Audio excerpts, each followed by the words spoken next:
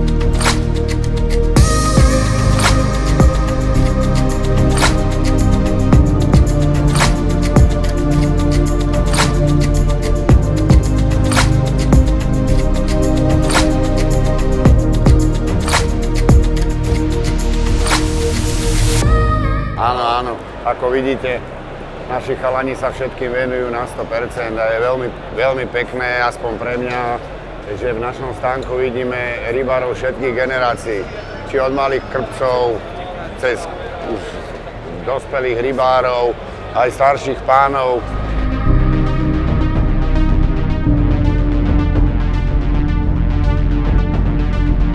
Táto výstava nie je len o predaji a o predstavovaní noviniek, ale postretáme sa tu kaprári, ktorí sa vidíme raz, dva razy do roka na závodoch.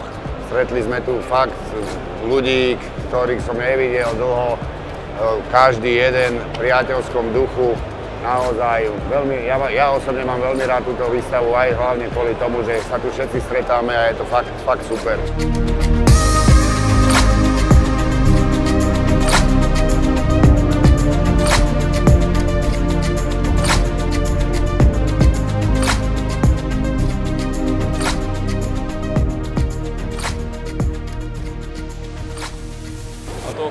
Myslím si, že každý jeden z vás si prišiel na svoje a tí, čo ešte rozmýšľate, či sa oplatí prísť, určite sa oplatí.